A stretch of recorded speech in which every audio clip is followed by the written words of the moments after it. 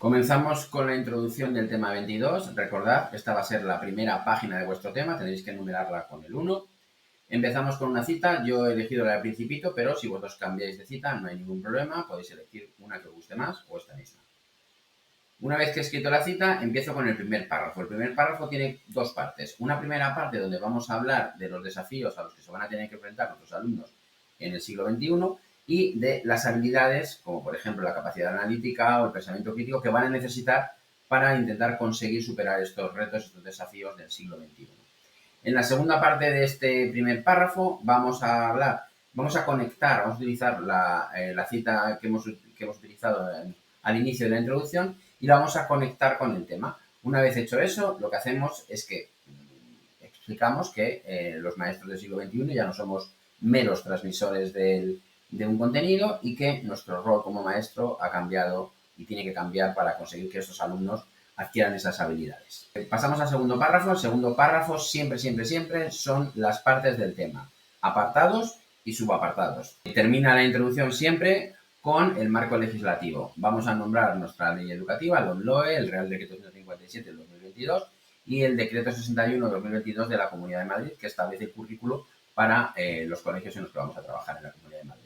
No olvidéis nunca que como terminamos la introducción y nos vamos a ir al primer apartado de este tema, siempre hay que poner una frase que despida este primer apartado y nos conecte con el siguiente.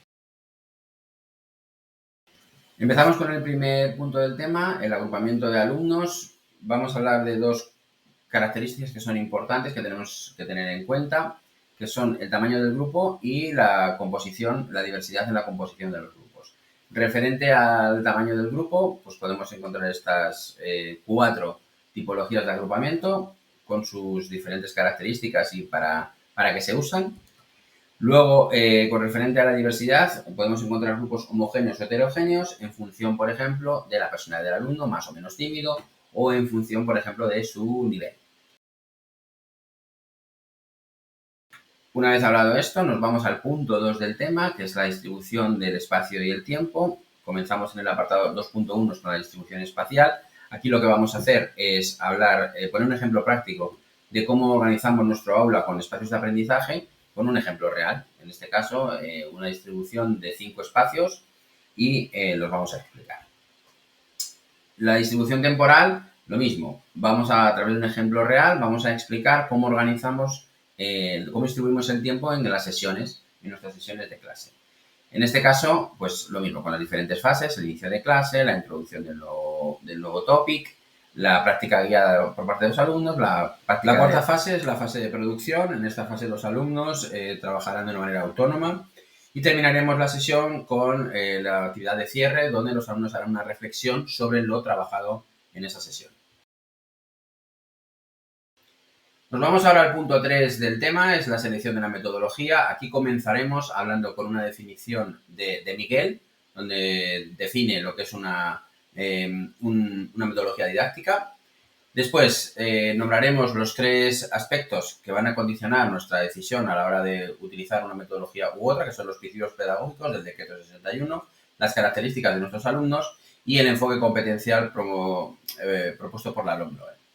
Vamos ahora con los tipos de metodologías activas más conocidos, los que vamos a usar. Aquí simplemente nombramos y explicamos muy brevemente cada uno de ellos.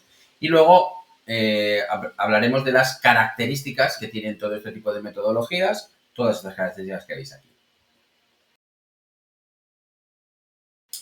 Nos vamos al punto 4, es el rol del profesor. En este punto nos vamos a centrar a los roles que tenemos que tener los maestros con las metodologías actuales.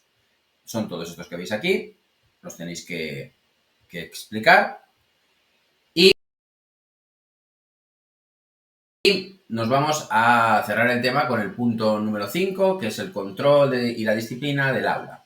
Aquí vamos a hablar primero del plan de convivencia del centro, es un documento que tienen que tener todos los centros, algunas estrategias que podemos utilizar para evitar posibles conflictos con nuestros alumnos y después, finalmente, un par de medidas que podemos tomar cuando ya el conflicto se ha producido.